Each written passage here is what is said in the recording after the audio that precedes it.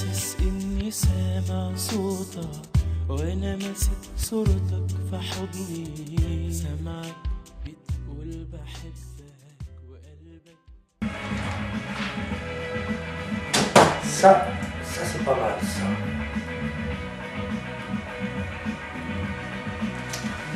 Allô? Allô Fabrice? Ouais, c'est Jean-Jacques à l'appareil. Ouais, t'es loin là, t'es où? T'es à Paris? Est-ce que tu pourrais passer assez rapidement chez moi? Écoute, je suis en train de lire un magazine là, il nous parle de l'Égypte, et c'est un pays qui a l'air fabuleux. Tu peux passer chez moi? Ok, d'accord, mais essaie de te dépêcher, hein. Ok, à tout de suite. Salut Jean-Jacques! Ah bah dis donc, ça a été rapide. Ouais, parce que et toi t'es une belle voiture, hein? Ouais, ça c'est très très bien. Mais comme d'habitude. Et regarde un peu ce reportage. Ouais. C'est fantastique ça, hein. C'est l'Égypte. Ah ouais. L'Égypte, c'est le pays le plus ancien de notre planète, avec le Pérou. Ah, les premières civilisations, Et là, il propose aux gens qui le désirent, d'aller passer une dizaine de jours en Égypte, à la rencontre des pyramides, à la rencontre de l'histoire et des pharaons. Des pharaons, tu sais, on a eu Ramsès II et tout ça qui était venu grand palais chez nous là. Et bien là, c'est nous qui allons aller chez lui si tu le désires. Ah bah on peut essayer de voir ça. Imagine un petit peu, ça, on pourrait voir toute cette histoire, on pourrait voir tous ces gens-là. Alors ce voyage qu'ils nous proposent, eux, ça serait la ville de Luxor, ouais, la ville de Khéops, tiens, la vallée des rois, le Caire, toute une aventure. Alors si tu le veux, moi je peux te raconter ce pays. Parce que j'y étais l'année dernière. Ah bah écoute, je veux bien, vas-y. Écoute-moi et je vais te l'expliquer. Monter un voyage en Égypte, oh bien sûr ça paraît simple comme ça, mais ce n'est pas si simple. Moi personnellement, je me suis rendu à l'office du tourisme d'Égypte qui se situe à Paris sur les Champs-Élysées et on m'a conseillé le Nil, ce que je propose à Fabrice, et on m'a également conseillé un guide, oh pour n'importe quel guide, l'un des meilleurs guides ici en Égypte qui s'appelle Ayman. Bonjour Ayman et merci d'être là. Merci Jean-Jacques. Alors j'ai un souci, c'est mon collègue Fabrice, je veux l'emmener 8 jours en Égypte faire une croisière sur le Nil. Mais moi je ne suis jamais allé sur le Nil. Qu'est-ce qu'on peut faire en Égypte sur le Nil? Qu'est-ce qu'il y a à voir? Est-ce intéressant déjà? Très intéressant la croisière sur le Nil. N'oubliez pas d'abord que c'est un rêve. C'est commence à l'école, le petit, quand on commence à apprendre l'Égypte, les pharaons et les pyramides. La croisière sur le Nil, c'est un voyage très sympa, vu le climat est idéal dans la région. Il y a le soleil toute l'année, il ne pleut pas, ce qui fait que le climat est idéal pour un Européen, il ne fait pas trop chaud, c'est supportable. Deuxièmement, la croisière sur l'île en 8 jours, ça rassemble deux choses importantes. La première chose, voyage détente, il y a le côté navigation, soleil, piscine, bronzette, relax, avec un dépaysement total tout autour, parce que l'île n'est pas très large, alors on n'est pas loin des bords, tu vois la verdure, tu vois le désert. En même temps, la deuxième chose intéressante, un voyage culturel très intéressant, puisqu'on visite des merveilles. Le monument qui date de la période d'Égypte ancienne, l'Égypte qui possédait une des premières civilisations connues dans le monde entier. C'est vrai que la période d'Égypte ancienne est bien connue, on a pas mal des monuments qui restent de cette période. C'est blindé des monuments dans la région, tu peux passer facilement des mois pour tout voir. Par contre, en 8 jours, on peut faire pas mal de choses très connues, très sympas, genre les temples de Karnak, les plus grands temples en Égypte, un temple sur 100 hectares. Là, c'est pas du temple de Karnak, le temple de Luxor avec sa fameuse sphinx, avec un obélisque qui reste devant le temple, puisque le deuxième est partout en France. Chez nous, à la Concorde. On peut traverser le Nil à Luxor pour aller pour visiter des temples comme le temple des fous, le temple le mieux conservé en Égypte. Et là, ça bien que je te parle des temples vieux, c'est-à-dire ça date des siècles ou des siècles avant Jésus-Christ. En remontant vers Assouan, tu tombes sur un temple magique qui s'appelle le temple de Komombo. Tu arrives à Assouan, il y a la perle d'Égypte, le temple du Philaïe qui est construit sur une île, et ça fait partie des temples sauvés des eaux, des temples qu'on a déplacés à l'aide de l'UNESCO. Tu peux faire une belle promenade en felouk autour des îles. La felouk, c'est les bateaux à voile, relaxant, reposant avec le vent agréable qui fait avancer le bateau. Tu prends le bus, traverser le désert égyptien, tu traverses, tu fais 280 km pour arriver à la rive ouest où se trouve la vallée des rois, derrière la montagne où il y a les tombes des rois, on visite les rois, on visite leurs tombes, on voit et tout ça. exactement Ramsès les rois hyper connus, avec des dessins très bien conservés, des temples magiques cachés derrière la montagne, en même temps en remontant le Nil. C'est-à-dire à Assouan, tu peux faire des arrêts pour arriver à un village qui s'appelle Abou Simbel, voir la 8e merveille du monde. C'est là qu'on a déplacé les montagnes? Exactement, tu as 2 montagnes, tu as 2 temples taillés dans la montagne. Des colosses, des statues colossales qui décorent la façade du temple. Pour le voir entre deux, tu passes à l'intérieur de la montagne, il n'y a rien. Tu prends Jésus-Christ et tu as toutes les couleurs et les gravures. Également à côté, il a fait un temple pour sa femme préférée. Et on dit sa femme préférée parce qu'il avait 50 femmes. Et sa femme préférée, elle s'appelait Néfertari, et pour elle, il a fait la même chose dans la montagne, il a fait un temple dans la roche pour elle. Ce qui fait que la croisière, c'est un voyage qui est très sympa, vu le climat, vu un dépaysement, vu les monuments qu'on visite, ou bien la richesse. Et puis l'enrichissement qu'on peut avoir en histoire. Exactement, exactement. Alors c'est un voyage détente, mais un voyage culturel. Voilà, parce que pour Fabrice qui est jeune et qui veut passer des vacances également, sur le bateau, il a quoi s'amuser. Bien sûr, n'oubliez pas que sur le bateau, il y a une piscine, il y a les transats, il y a le point soleil, il y a des nanas, comme on dit, et le soleil. Également le soir, il y a la boîte de nuit, il y a la musique. On se met au bar, on danse, et il y a des shows, des spectacles et des groupes locaux qui viennent faire des spectacles au salon bar. Sinon, nous on fait des soirées orientales. Sinon, nous avec le groupe, avec tout le monde, avec tous les vacanciers, ou bien les croisiéristes, on danse tous les soirs. Il y a une bonne ambiance. Et là, on va avoir un concentré de choses en 8 jours, ça c'est formidable. Si je voulais découvrir tout le Nil, il me faudrait des années alors. C'est pas possible de tout voir.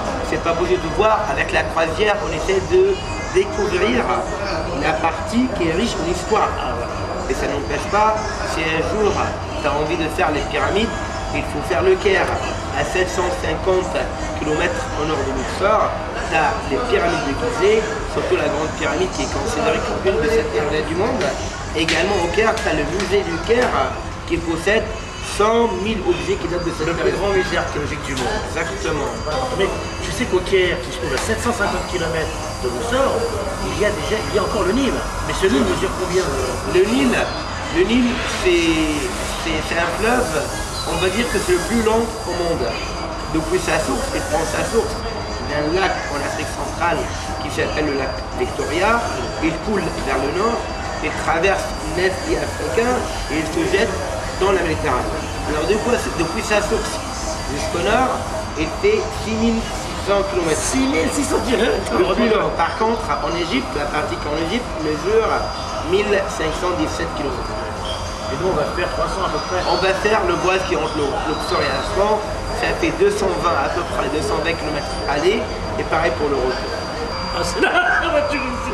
Bah, je pense qu'on va bien s'amuser avec Fabrice, avec un guide aussi exceptionnel que Emma, que je te remercie bien.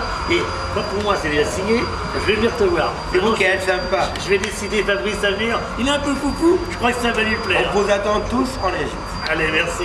Moi. Comme vient de nous le dire gentiment notre ami Eggman, 6600 km est la longueur du Nil et on ne peut pas faire toute cette longueur en 10 jours seulement. Non. Si ce projet de rencontre de l'histoire, un projet bien futur, si ce projet se concrétise et que notre ami Fabrice veut bien partir, eh bien nous irons à Luxor. Et à Luxor, on commencera notre voyage pour descendre. Oh, descendre pendant 2 jours. C'est très long, 2 jours. Et 2 jours, nous allons arriver à l'île de Philae. À Philae, là, on va voir un temple et une ville absolument chargée d'histoire et des images fantastiques, bien sûr. Ensuite, on remontera sur l'ex-capitale de l'Égypte, ici. Elle s'appelle Assouan. Elle est bourrée de temples et bourrée de merveilles. On ira à la rencontre de ces merveilles. Et puis, nous irons alors au temple de Kombo, qui est un temple magique que l'on connaît, que l'on a tous appris à l'école, bien sûr, et qui est également chargé d'histoire. L'histoire est à la rencontre de ce voyage.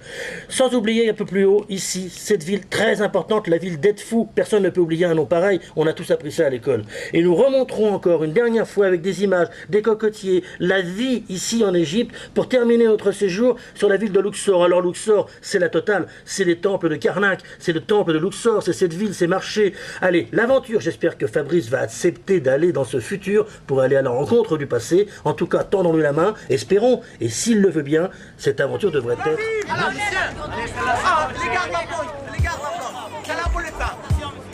Attention, calme-toi, ma frère. Attendez. On n'a pas de... Madame, c'est tapis. Oui, l'argent. La bleue.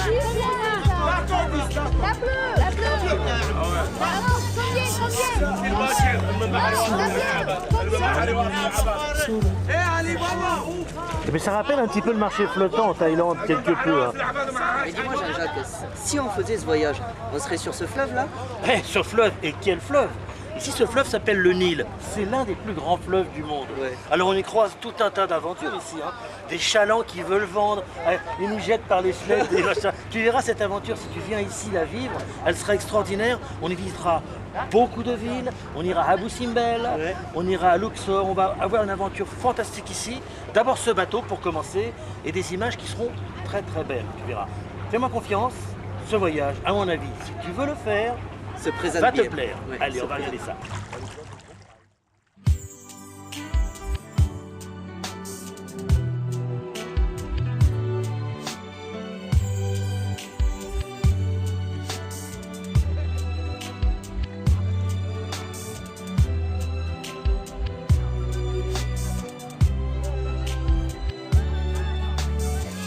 حاسس اني سامع صوتك وانا ماسك صورتك في حضني سامعك بتقول بحبك وقلبك بينادي قلبي بجري وابقى على صوتي بنده وبقول وحشني عدى الوقت في ثواني.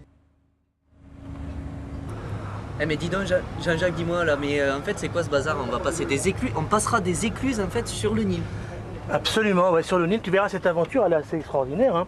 Et on passe effectivement tout ça, des écluses. Ce Nil est très très grand. Tiens, va voir le capitaine, tu auras l'occasion de le voir. Va le voir. Hello. Hello. Allô? Ça va? Ça va? Ouais.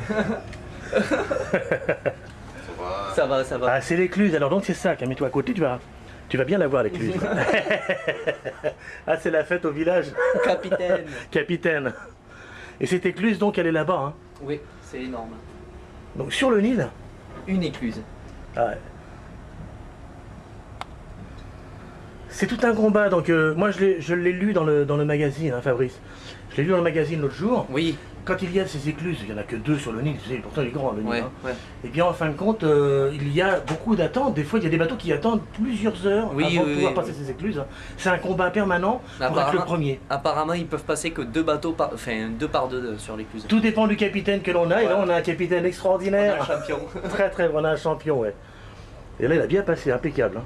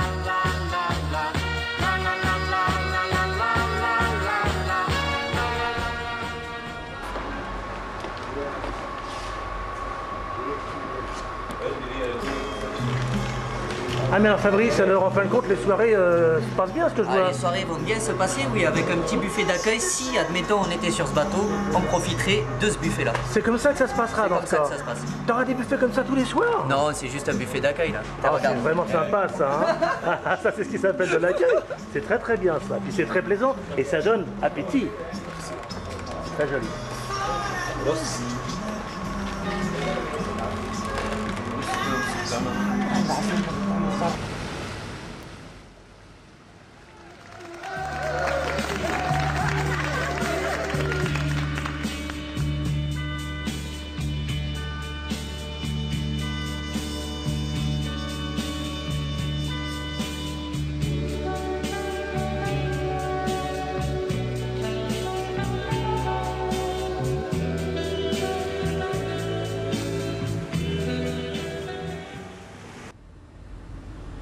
Ah oui, Fabrice, par contre, si jamais on va en Égypte, il y aura un petit défaut, hein. En léger problème. Hein.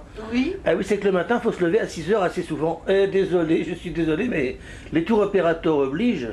Et les visites que tu feras, elles sont fort nombreuses, mais elles démarrent de très de bonne heure. 15e siècle avant Jésus-Christ, c'est-à-dire ils n'avaient pas la scie électrique, ça veut dire ils n'avaient pas la grue, on va dire ils n'avaient pas les mêmes techniques modernes qu'on a nous aujourd'hui.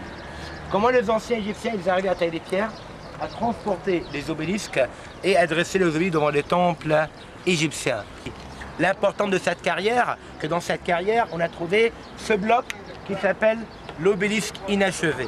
Alors, il raconte que ce bloc date du 15e siècle avant Jésus-Christ. C'était le temps d'une pharaone égyptienne exceptionnelle qui s'appelait Hatshepsut. Hatshepsut, c'est la première femme dans le monde entier qui a né sur un pays. Et ils ont continué les travaux selon les ordres de leur reine ou bien de leur pharaone. Alors, après avoir taillé la pierre, ils ont eu une fissure importante au milieu. La pierre, elle est cassée. Et là-haut. C'est pour cela qu'ils ont abandonné complètement le projet et ça reste toujours inachevé, pourtant la taille est achevée. Alors l'importance de cette vie, c'est vrai qu'on n'a pas encore vu le temple, l'importance de cette vie.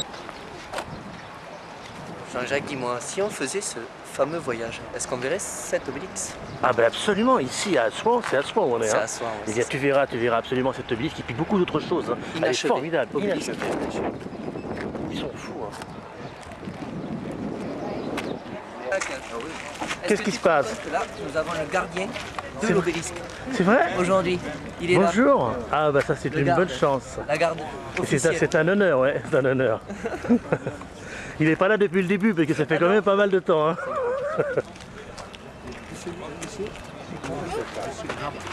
Ah, c'est avec ça qu'il tapait? Ah, c'est ces pierres-là qui sont dures. Ah d'accord, ok. Tu vois, c'est comme ça qu'il faisait. Ah d'accord, ok. Donc c'est comme ça qu'il cassait la pierre. Ah, elle dégage quand même, elle est impressionnante cette Ah, obélisque, c'est hein. énorme, c'est énorme. Allez, suivez le monsieur. Il dit qu'il faut t'emparer de temps.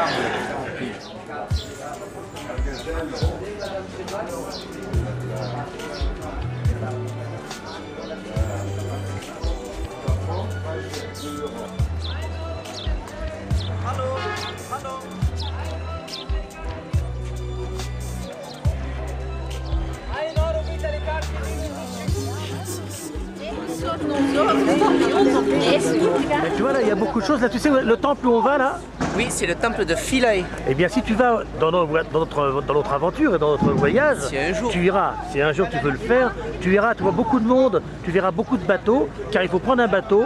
Le temple de Philae est un temple qui a été sauvé des eaux et qui est au milieu du Nil aujourd'hui. On va aller voir ça. On va voir ça.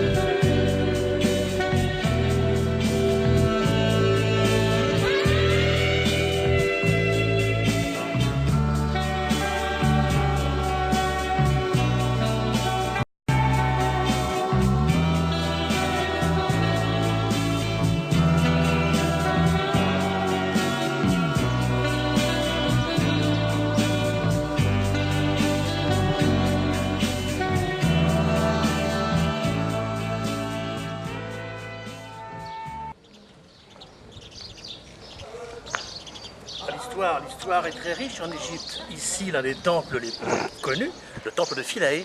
On y sera ce soir pour un spectacle son et lumière, si on fait ce voyage. On commence par l'ancienne civilisation égyptienne. Il faut qu'on parle un peu de notre civilisation égyptienne qui est considérée comme une des premières civilisations connues. On va dire que notre histoire ancienne remonte à l'an 4000 avant Jésus-Christ. À l'an 4000 avant Jésus-Christ, les anciens Égyptiens, ils vivaient dans des petits villages, dans des bourgades. Par contre, à partir de l'an 3500 avant Jésus-Christ, toujours avant Jésus-Christ, ils ont essayé de faire l'unification dans le pays, ce qui fait qu'ils ont fait 2 pays dans le pays. Ils ont fait un pays dans le nord, ils l'ont appelé la Basse-Égypte, et un pays dans le sud, ils l'ont appelé la Haute-Égypte. Pour avoir le temple isolé, entouré par un mur, et après ils ont commencé à découper le temple en blocs. Ils ont découpé le temple en 44 000 blocs. Numérotés bien sûr, pour ne pas perdre l'ordre plus tard. Pour pouvoir sortir quelques blocs, ils ont dynamité le rocher pour pouvoir sortir les pierres.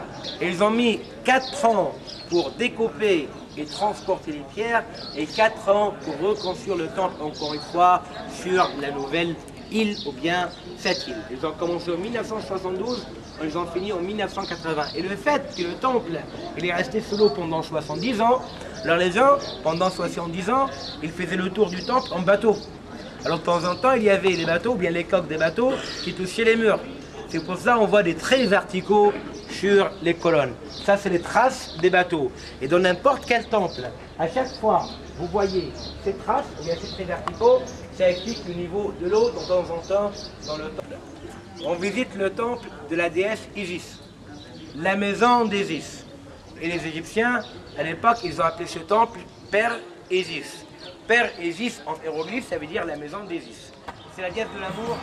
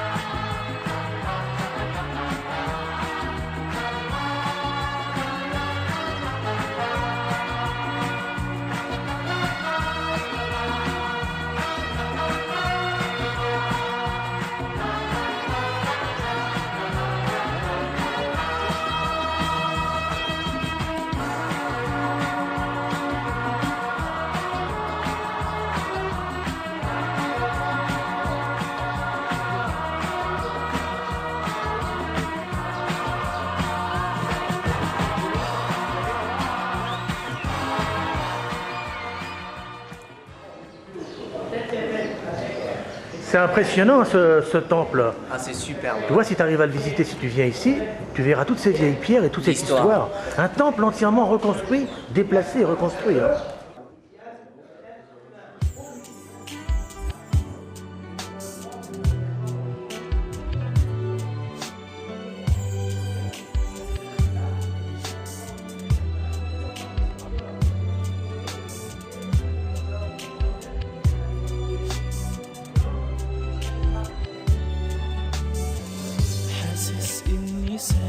صوتك وانا ماسك صورتك في حضني سامعك بتقول بحبك وقلبك بينادي قلبي بجري وبقى على صوتي بنده وبقول وحشني عدى الوقت في ثواني ويا ريته يجيني تاني. Était avant là-bas. Fabrice, en fin de compte, alors, pour l'instant, là, ce projet de voyage, il semble t'intéresser ou pas? Ouais, très bien, je pense que je vais y aller un jour. Hein, ça a l'air bien quand même. Hein. Ouais. Il faudra essayer d'avoir un guide comme on l'a, parce qu'il est quand même très bien ce guide. Ouais, il sait parler, il sait raconter cette histoire qui est très lourde ici en Égypte. Et ça sera, si on vient, bien sûr, une très belle aventure. Je pense.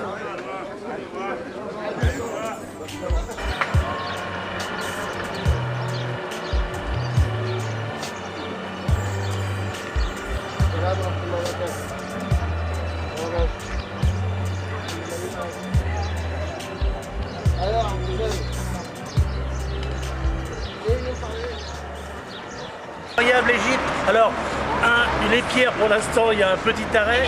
Une autre qualité ici en Égypte, ce sont les essences essentielles, c'est le cas de le dire.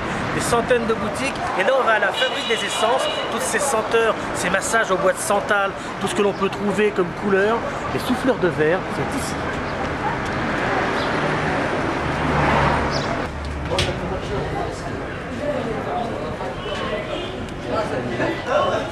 Approchez-vous un peu. 5 € alors. Tu vas avoir les essences. Bonjour, organisé par le jour à la maison, ce sont des essences. C'est Ange, c'est mélange et des courants d'heure.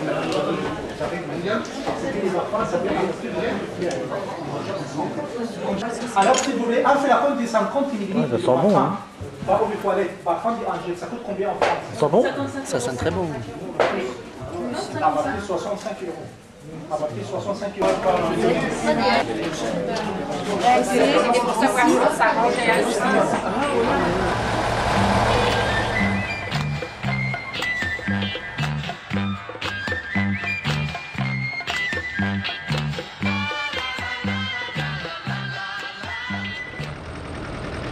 Fabrice, tu sais ce que c'est là que je suis en train de filmer actuellement là?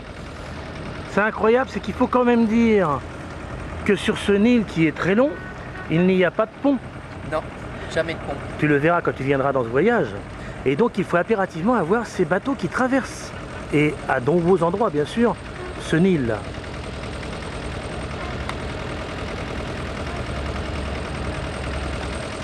Comment s'appellent ces... Est-ce que tu as appris ça à l'école? Parce que tu vas les découvrir dans ce voyage-là d'ailleurs. Ces espèces de bateaux à voile que l'on voit là, qu'on devrait prendre dans notre voyage normalement. Là, la felouk. La felouk, le bateau traditionnel ici en Égypte.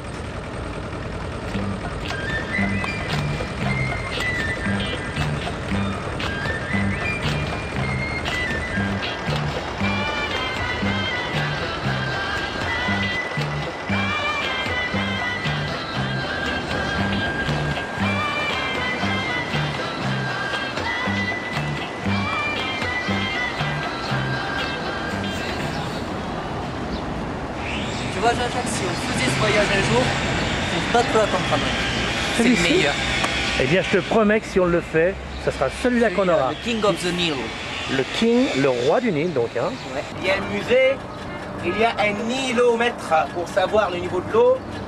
En même temps, il y a un ancien temple de l'autre côté. On va passer à côté de cette île. Après, on va commencer à passer devant l'hôtel Paul Cataracte. Où maintenant, on va passer ses vacances. On passera devant un mausolée qui s'appelle le mausolée d'Aga Khan. Un monsieur très connu en France aujourd'hui. Il vit en Chantilly, à Chantilly. Il s'appelle Karim Aga Khan. Après, on commencera à traverser les réserves naturelles.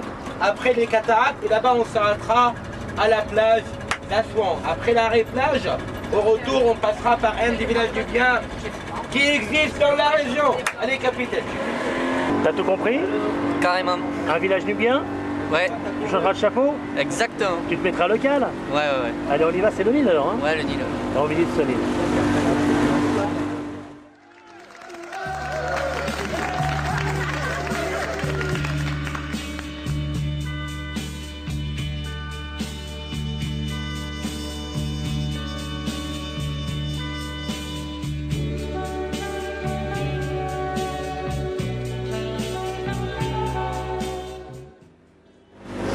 De l'autre côté, le bâtiment rose qui est à gauche, rouge, c'est ça l'hôtel Old Cataract.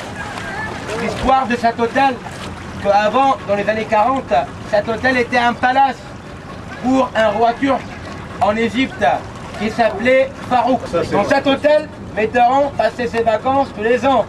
Pas seulement ça, il y a toujours la suite Mitterrand avec son nom. Il y a aussi Agatha Christie, mort sur le Nil.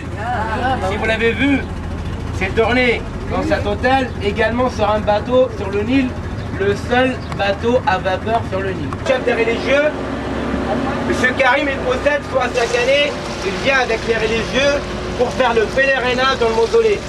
Tous les ans au mois d'avril, c'est-à-dire dans un mois, ils viennent faire le pèlerinage dans le mausolée.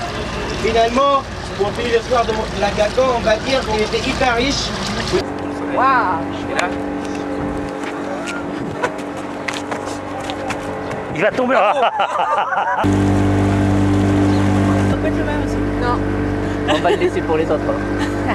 Non mais c'est un choix hein. Il y a des riches hein.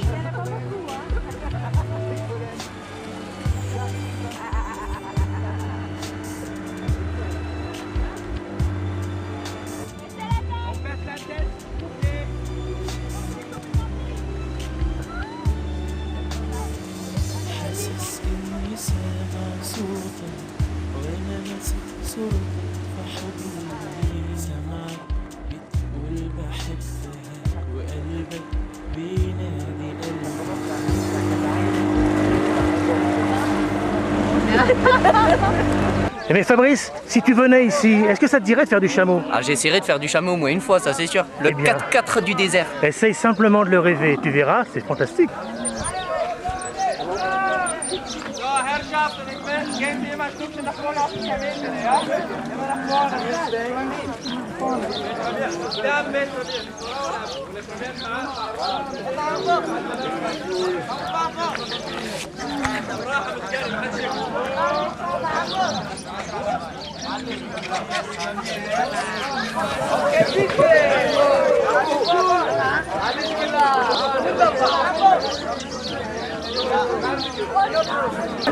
Bon, ça se passera à peu près comme ça alors. Fabrice, ça se passera à peu près comme ça. Hein. Un par chameau. Non mais c'est comme ça que ça se passera quand tu viendras. Ça se passerait, ouais. Donc tu auras ton chameau, bon, il va falloir qu'il se couche et à un moment il va falloir qu'il se lève. Et ça va être terrible. Wow, la hauteur.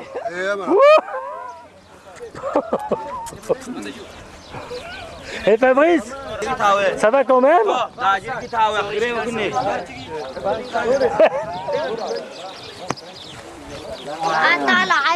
Comment il s'appelle le mien? Roger. Et moi j'ai Thierry. Alors en fin de compte, t'as déjà fait de l'éléphant dans ta vie toi? Oui, une fois. Et comment ça bouge le plus?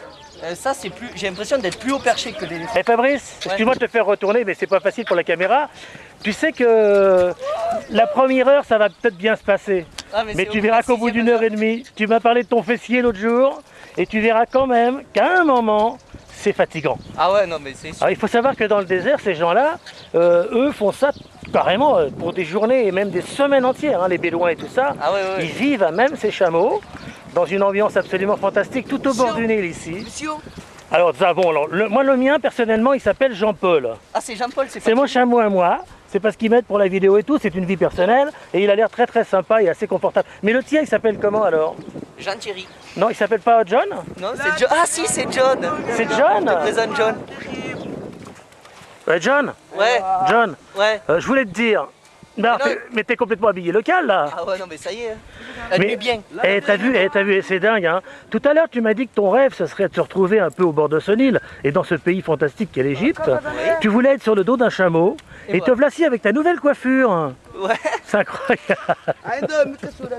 Bon, toi, John, toi, comment ça va? Ça va bien? Ah ben John, il est en pleine forme. Hein. Je crois que je vais le garder celui-là. Ah.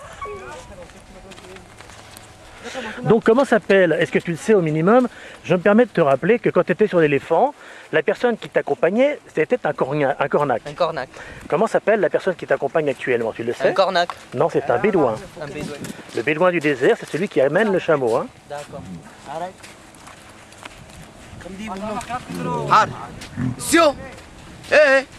Jean-Jacques, qu'est-ce qui t'arrive? Ben, je sais pas si je vais pas tomber à un moment, parce qu'il y a Jean-Paul qui a train de s'énerver, et tu sais qu'il faut quand même se dire, c'est que je suis quand même pas là de me casser la gueule.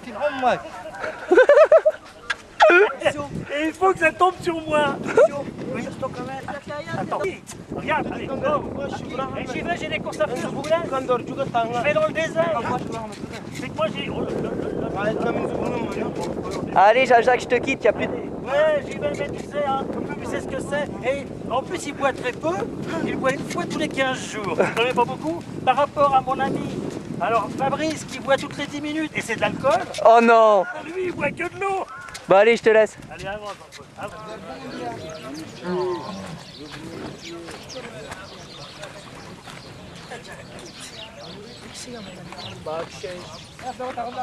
Jean-Paul.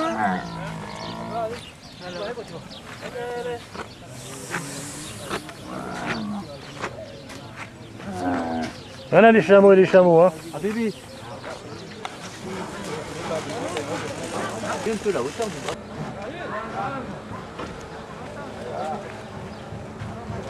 Eh mais si on faisait ce voyage là, Jean-Jacques, est-ce qu'on resterait tout le temps sur le bateau ou on ferait des balades quand même? Alors on risque pas de rester sur le bateau uniquement.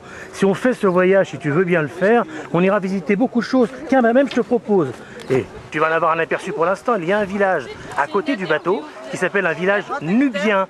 La tradition nubienne est conséquente ici. Tu verras, tu achèteras peut-être un petit bonnet nubien, un chapeau un peu ridicule, et peut-être même que tu le porteras. On va voir ce village, tu verras, il est fantastique. Vois-tu que c'est bien préparé ce reportage?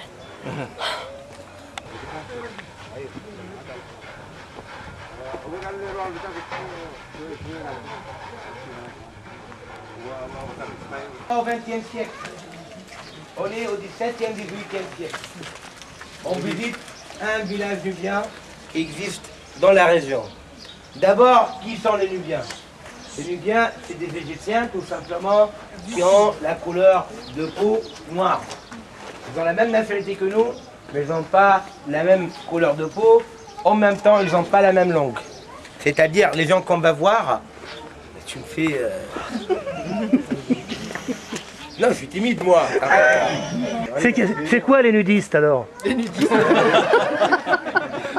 Là, tu confonds. On n'est pas en Grèce. Bon. Alors, je disais que ces gens, c'est des gens qui sont bilingues. C'est-à-dire, ils parlent notre langue à nous, arabe, égyptien.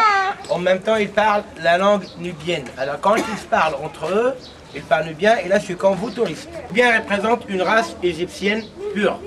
C'est-à-dire, ces gens, ils ne sont pas mélangés avec les invasions, avec les étrangers qu'on a en Égypte. Le fait que souvent, les invasions commençaient par le nord, par la Méditerranée, alors arriver au sud, c'est-à-dire faire 1000 km, c'était un voyage quand même dur. Et moi, par hasard, si jamais je tombe amoureux d'une fille nubienne, je ne peux pas la marier. Malgré que je suis égyptien, mais pour eux, je suis étranger. Je n'ai pas la couleur de peau noire et comme ça, ils gardent les traditions, ils gardent la race, ils gardent la langue, ils ne partagent pas les terres avec des étrangers. Je répète, moi, pour eux, je suis exactement comme vous, étranger. Alors les animaux ici travaillent. La maison aussi. Oui, ils sont complètement quoi. À gauche, il y a les vins quand même, c'est mes enceintes, mais un peu riches. C'est vraiment, il faut vraiment venir voir ça, Jean-Jacques. C'est super original, un village nubien. Regarde.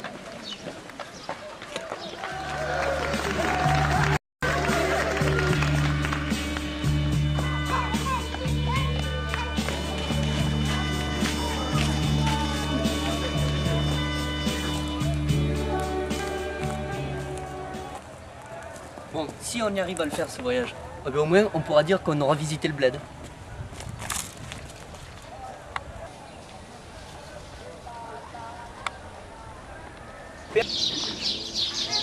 Ah ouais, c'est vrai, si jamais on vient, tu penses à prendre des photos. Hein. Ah oui, toujours. Rappelle-toi.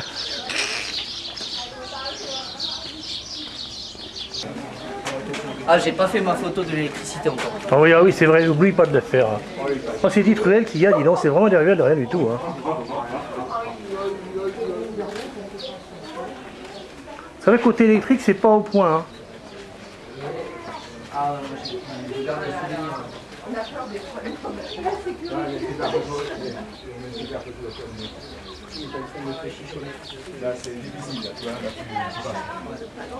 Ah non, c'est pas... Ces murs qui font assez bizarre, c'est des pierres simplement, mis comme ça. Hein. Moi maintenant, ils nous ont mis bien à l'intérieur. Tu penses, là c'est la cuisine à droite, là-bas c'est le couloir. Donc c'est vraiment spécial. Hein. C'est bien aussi, va payer l'apéro, Jean-Jacques. Ok. Le fait qu'on traverse le village à pied, mais on ne voit pas les maisons à l'intérieur. Alors pourquoi? Il y a deux choses importantes. Pourquoi j'ai choisi spécialement cette maison? Tout simplement, il n'y a pas d'autre raison, je connais cette famille.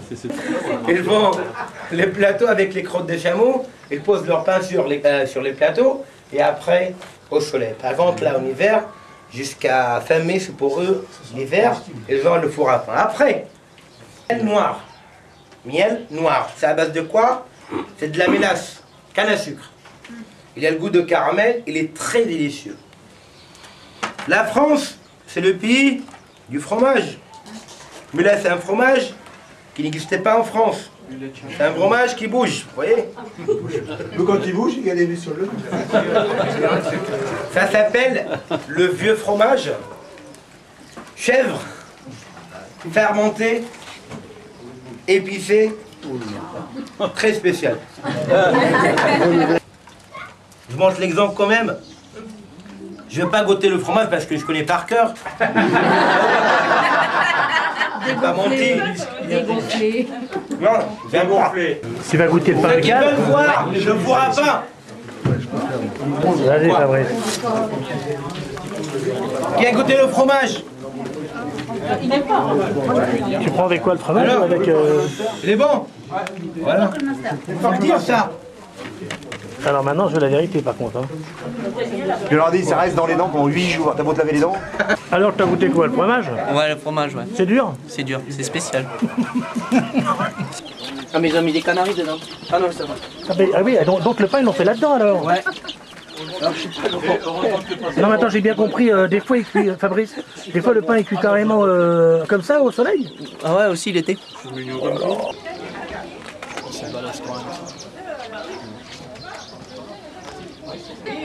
C'est sympa le petit village, hein? Ouais, sympa, petite Tu préfères le bateau pour habiter ou ici? Oh, je pense qu'ici, je m'y ferais bien au bout d'une dizaine d'années, mais le bateau. Ils ont le cœur ici quand même, Ouais, ils savent voilà. recevoir, même s'ils ont des conditions de vie un petit peu spécifiques, c'est vrai, un petit peu étonnant.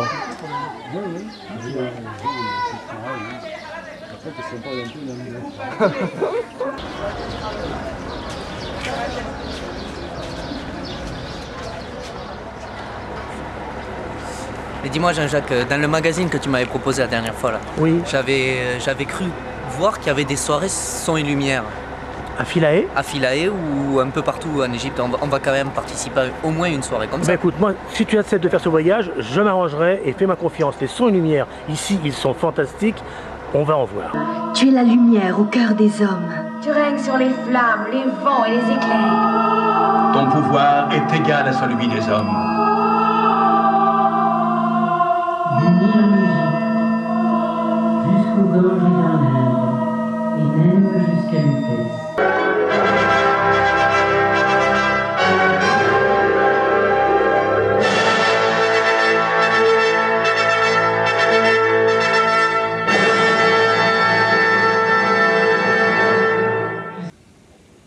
Tu as entendu 100 fois cette histoire.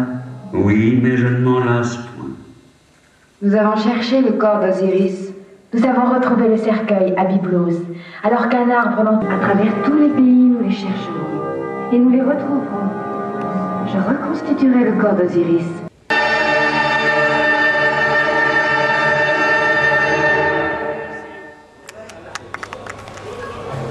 Mais oui, je sais, Fabrice, c'est vrai, l'histoire de l'Égypte racontée comme on l'a vu ce soir est un peu rébarbatif.